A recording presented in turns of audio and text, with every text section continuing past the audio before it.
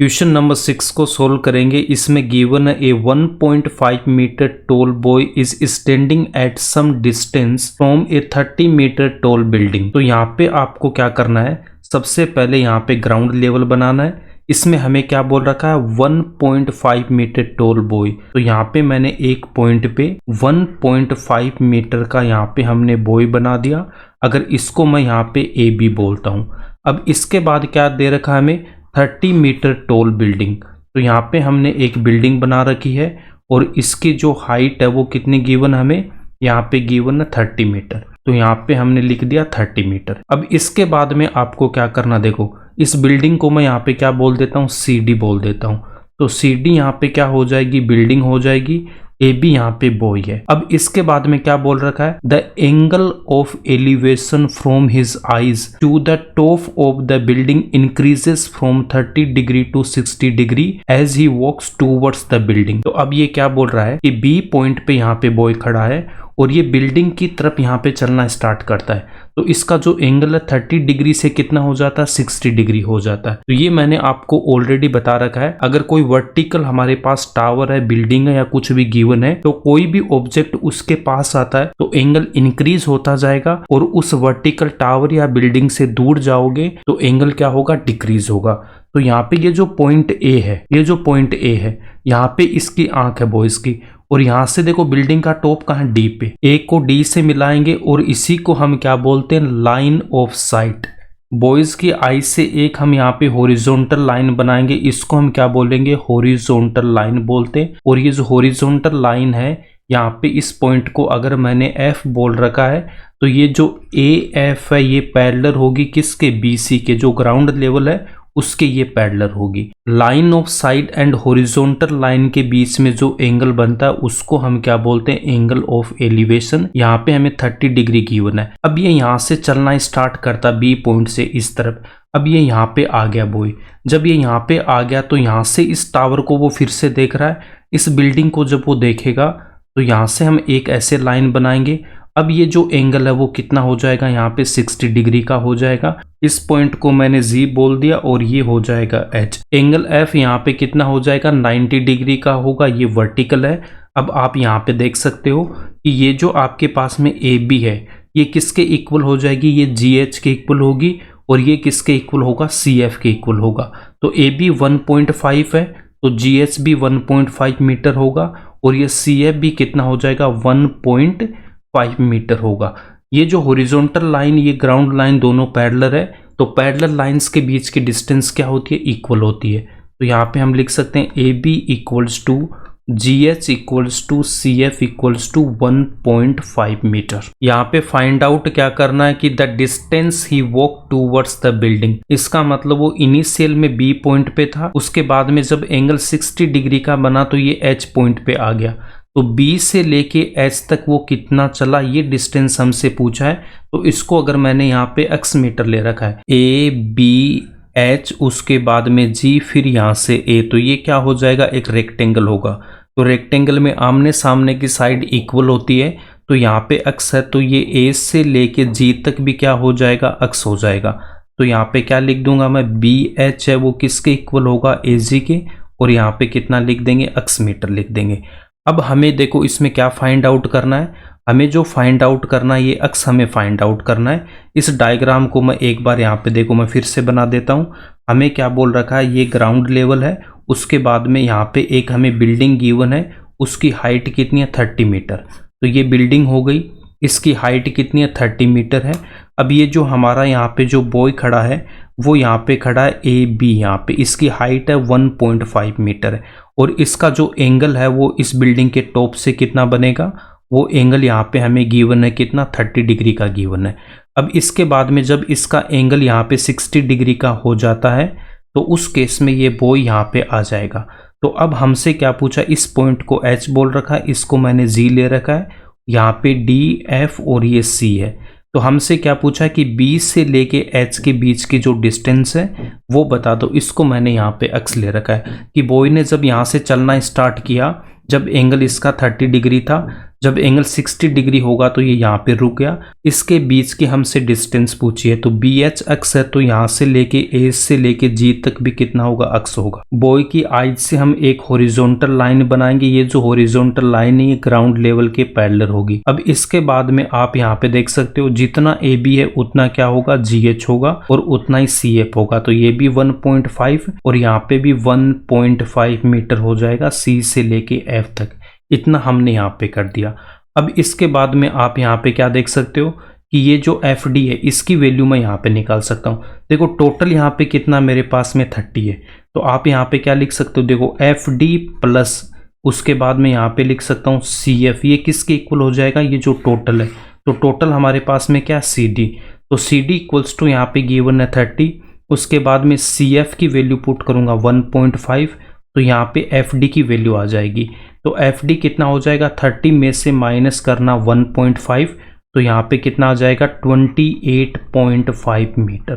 तो F D कितना आएगा 28.5 मीटर। एफ से लेके डी तक यहाँ पे कितना आ जाएगा 28.5 मीटर। अब इसमें हमें देखो फाइंड आउट क्या करना है, फाइंड आउट करना हमें ए से लेके जी तक, ये जो अक्स है ये फाइंड आउट करना है। तो यहाँ पे मैं क्या लिख सकता हूँ, देखो यहाँ पे आपके पास में ए जी है और ए जी में अगर मैं प्लस कर दूंगा यहाँ पे जी एफ, तो यहाँ पे देखो ए जी में अगर मैं प्लस कर देता हूँ जी एफ, तो ये टोटल क्या आएगा, ए से लेके एफ तक आ जाएगा। तो इसको मैं लिख दूंगा यहाँ पे ए एफ। अब यहाँ पे देखो ए जी इक्वल्स टू कितना, देखो ए जी इक्वल्स टू है एक्स, यहाँ पे एक्स पुट करूंगा, then G F equals to A F, then X equals to कितना आएगा, एक्स इक्वल्स टू आएगा A F minus G F, A F minus G F. इसको अगर मैं बोलता हूँ इक्वेशन नंबर 1। अब आपको अच्छे से समझना है कि ये हमें फाइंड आउट करना है। अगर इस इक्वेशन नंबर 1 में ए एफ की वैल्यू फाइंड आउट कर लूँ एंड मैं जी एफ की वैल्यू फाइंड आउट करके पुट करूँगा तो हमें डिस्टेंस मिल जाएगी। ए एफ हमारे पास में कहाँ पे आ रहा है, ए एफ हमारे पास में देखो ए से लेके एफ ये टोटल, तो यहाँ पे ये जो बड़े वाला जो यहाँ पे राइट ट्राइंगल है ए, उसके बाद में एफ यहाँ पे 90 डिग्री और यहाँ पे ये डी, तो ये जो बड़े वाला ट्राइंगल है ये इसका बेस है। तो यहाँ पे हमें देखो ए एफ फाइंड आउट करना है, तो यहाँ पे मुझे कौन सा ट्राइंगल लेना होगा, डी एफ ए, जिस पे 90 डिग्री होगा उसको हमें बीच में लिखना है। तो यहाँ पे हमने कौन सा ट्राइंगल ले रखा है, यहाँ पे पॉइंट ए है, यहाँ पे एफ है, यहाँ पे डी है। एफ पे जो एंगल है वो 90 डिग्री का है, ए पे कितना 30 डिग्री का एंगल है। एफ डी की वैल्यू हमने फाइंड आउट कर रखी 28.5 मीटर, यहाँ से यहाँ तक हो जाएगा। इतनी इन्फॉर्मेशन हमारे पास यहाँ पे देखो एफ डी 28.5, यहाँ से हमने ये बड़ा वाला जो ट्राइंगल ले रखा है ए एफ डी, तो ए का एंगल कितना 30 डिग्री का है, ठीक है। अब आपको यहाँ पे क्या करना, देखो 90 डिग्री के सामने क्या होता है, हाइपोटेनियस या फिर इसको हम कर्ण बोलते हैं। 30 डिग्री के सामने परपेंडिकुलर या फिर लंब। 90 डिग्री 30 डिग्री जहाँ पे आते हैं उसको हम क्या बोलेंगे, बेस, और इसको हम बी से रिप्रेजेंट करेंगे या फिर इसको आधार बोल सकते हो। अब हमें यहाँ पे देखो फाइंड आउट क्या करना है, फाइंड आउट हमें करना बेस, तो बेस इक्वल्स टू कितना ए एफ है। अब हमें गिवन क्या है, गिवन यहाँ पे perpendicular, perpendicular equals to F D equals to 28.5 metre. अब देखो यहाँ पे ये जो हाइपोटेनियस है, न तो इसकी वैल्यू हमें गिवन है और ना ही हमें यहाँ पे ए डी की रिक्वायरमेंट है, तो हाइपोटेनियस को हमें छोड़ देना है। इसके लिए आपको क्या बता रखा, पंडित बद्री प्रसाद हर हर बोले, उसके बाद में सोना चांदी तोले, यहाँ पे क्या परपेंडिकुलर है, साइन कोस, उसके बाद में टेन थीटा। हाइपोटेनियस की यहाँ पे रिक्वायरमेंट नहीं है, इसका मतलब साइन एंड कोस थीटा का हम यहाँ पे यूज नहीं करेंगे। इन दोनों के डिनोमिनेटर में हाइपोटेनियस आ रहा है, तो यहाँ पे हमें टेन थीटा का यूज करना पड़ेगा। टेन थीटा क्या होता है, परपेंडिकुलर अपॉन बेस, तो यहाँ पे भी परपेंडिकुलर बेस, तो यहाँ पे मैं क्या लिख दूंगा, tan theta equals to perpendicular upon base. Theta equals to कितना गिवन है, थीटा इक्वल्स टू गिवन है 30 degree, then tan 30 equals to perpendicular यहाँ पे 28.5 upon base equals to A F. हमें ए एफ की वैल्यू फाइंड आउट करनी है। अब टेन 30 की हम यहाँ पे वैल्यू फाइंड आउट करेंगे। टेन 30 किसके इक्वल होता है, 1/√3। आपको ये ट्रिग्नोमेट्रिक टेबल है वो आपको पता होनी चाहिए।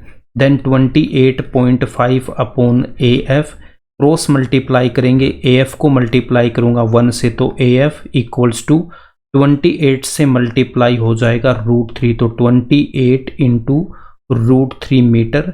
तो यहाँ पे हमारे पास में AF आ गया, इसको मैं बोलूँगा इक्वेशन नंबर 2। अब इसके बाद में हमें क्या फाइंड आउट करना था, इक्वेशन नंबर 1 में देखो GF, तो GF हमारे पास में कहाँ पे आ रहा है, GF आ रहा है इस ट्राइंगल में, देख सकते हो ये जो ट्राइंगल है GF, उसके बाद में यहाँ पे ये जो D है, तो ये छोटा वाला जो ट्राइंगल है इसको हमें यूज करना पड़ेगा। तो यहाँ पे हम क्या लिखेंगे, DFG या फिर GFD, तो 90 डिग्री वाले को आपको बीच में रखना है। तो यहाँ से आप क्या लिख दोगे, यहाँ पे हमें क्या फाइंड आउट करना है, अब हम यहाँ पे GF की वैल्यू फाइंड आउट करेंगे। तो इसके लिए कौन सा ट्राइंगल लेना पड़ेगा, DF उसके बाद में G। तो यहाँ पे क्या गिवन है, देखो यहाँ पे GF और उसके बाद यहाँ पे D है, तो G पे जो एंगल है वो कितना 60 डिग्री का है, FD कितना 28.5 मीटर और F पे जो एंगल है वो 90 डिग्री का है। तो 90 डिग्री के सामने हाइपोटेनियस या फिर करंट, 60 डिग्री के सामने परपेंडिकुलर या फिर लंब, और ये जो GF है जिस पे 60 डिग्री 90 डिग्री आ रहा है, तो इसको हम बोलेंगे बेस या फिर आधार। अब यहाँ पे देखो हमें क्या फाइंड आउट करना है, हमें फाइंड आउट करना GF, इसका मतलब base equals to GF, perpendicular equals to FD, मुझे यहाँ पे गिवन है 28.5 मीटर। अब इसको हम कैसे फाइंड आउट करेंगे, पंडित बद्री प्रसाद हर हर बोले, सोना चांदी तोले, साइन कोस टेन थीटा। अब यहाँ पे देखो हमारे पास में क्या बेस है, परपेंडिकुलर है, इसका मतलब हाइपोटेनियस का यहाँ पे कोई यूज नहीं है, तो साइन कोस को हम यहाँ पे भी छोड़ देंगे, यहाँ पे भी हमें टेन थीटा का यूज करना पड़ेगा, यहाँ पे भी हमें टेन थीटा का यूज करना है। देन देखो tan theta equals to perpendicular upon base, theta की वैल्यू यहाँ पे कितनी है 60 डिग्री, थीटा इक्वल्स टू क्या पुट करूंगा 60 degree, then tan 60 degree equals to perpendicular equals to 28.5 upon base, यहाँ पे क्या GF। नेक्स्ट हम यहाँ पे 1060 की वैल्यू पुट करेंगे, 1060 किसके इक्वल होता है, √3 के इक्वल होता है, 28.5 अपॉन GF, √3 के डिनोमिनेटर में 1 लिखूंगा, यहाँ पे भी क्रॉस मल्टीप्लाई करेंगे, GF इंटू √3 इक्वल्स टू में 1 को मल्टीप्लाई करूंगा 28.5 से, देन GF इक्वल्स टू कितना आएगा 28.5, √3 इस तरफ आएगा तो ये डिनोमिनेटर में आ जाएगा, इसको हम बोलेंगे इक्वेशन नंबर 3। अब इक्वेशन नंबर 1 में from equation number 1, 2 and 3, equation number 1 क्या था हमारे पास में, देखो अक्स इक्वल्स टू क्या था, माइनस का तो GF था, उसके बाद में जो इक्वेशन नंबर 2 है उसमें हमने क्या फाइंड आउट कर रखा है, AF। यहाँ पे देखो इक्वेशन नंबर 1 क्या था आपके पास में, AF माइनस GF, तो यहाँ पे हमने AF की वैल्यू फाइंड आउट कर रखी है 28.5 इंटू √3, इसको पुट करेंगे इक्वेशन नंबर 2 से। अब इक्वेशन नंबर 3 से हम GF की वैल्यू पुट करेंगे, तो यहाँ पे मैं लिख दूंगा AF, x equals to AF की वैल्यू मैं यहाँ पे पुट करूंगा कितना 28.5 इंटू √3 माइनस GF की वैल्यू हम पुट करेंगे यहाँ पे 28.5 अपॉन √3, 28.5 अपॉन √3। अब इन दोनों में कॉमन क्या आ रहा है, यहाँ पे भी 28.5, यहाँ पे भी 28.5, 28.5 को मैं कॉमन लूँगा तो ब्रैकेट में यहाँ पे कितना √3, फिर माइनस है तो माइनस, और यहाँ पे कितना रह जाएगा 1 अपॉन √3 रहेगा। ब्रैकेट वाली वैल्यू को हम एलसीएम लेके सोल्व करेंगे, तो एलसीएम कितना आएगा इसका √3। अब देखो √3 के डिनोमिनेटर में 1 है, तो √3 मल्टीप्लाई होगा √3 से, तो √3 को मल्टीप्लाई करेंगे √3 से, उसके बाद माइनस यहाँ पे √3 है तो 1, देन x इक्वल्स टू 28.5। अब देखो √3 को जब √3 से मल्टीप्लाई करेंगे तो कितना आता 3, यहाँ पे लिखूंगा 3। आपको बता रखा कि √x इंटू √x किसके इक्वल होता है, x के इक्वल होता है, तो यहाँ पे √3 इंटू √3, x की जगह यहाँ पे 3 है तो किसके इक्वल हो जाएगा 3 के इक्वल होगा, फिर माइनस का 1 अपॉन डिनोमिनेटर में √3 है। नेक्स्ट स्टेप में क्या लिख देना 28.5, 3 माइनस 1 कितना होगा 2 अपॉन √3। अब यहाँ पे डिनोमिनेटर में √3 आ रहा है तो डिनोमिनेटर में √3 को हमें नहीं छोड़ना है, आपको क्या बता रखा है कि इसको मैं √3 से डिनोमिनेटर एंड न्यूमरेटर को मल्टीप्लाई करूंगा।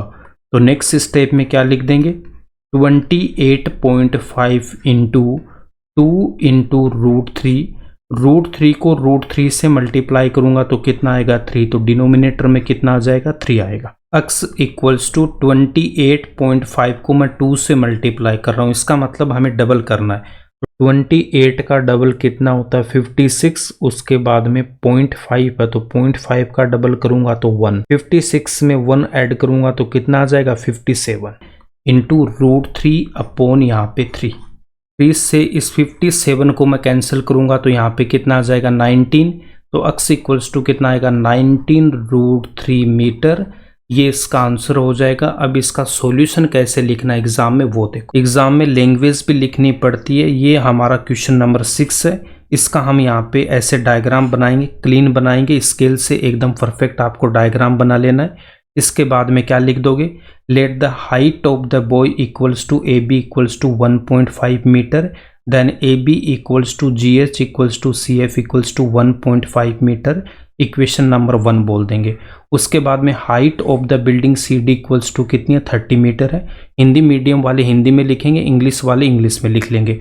उसके बाद में क्या लिखोगे, in going from point B to H the angle of elevation of the top of the building from his eyes changes 30 to 60 degree, that is angle D A F equals to 30 degree.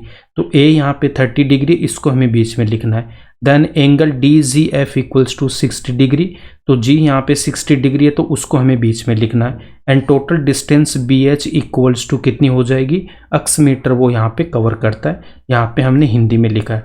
उसके बाद में देखो C F plus F D equals to किसके equal हो जाएगा, C D के equal होगा। इस डायग्राम में आप देख सकते हो सी एफ प्लस का एफ डी किसके इक्वल हो जाएगा, सी डी के इक्वल होगा। उसके बाद में C D equals to 30, C F 1.5, तो एफ डी की वैल्यू आएगी 28.5 मीटर।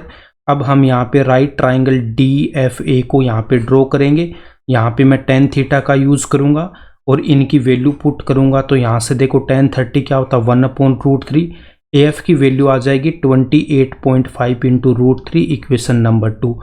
उसके बाद में इन ट्राइंगल DFG में यहाँ पे भी हमें tan थीटा का यूज करना है।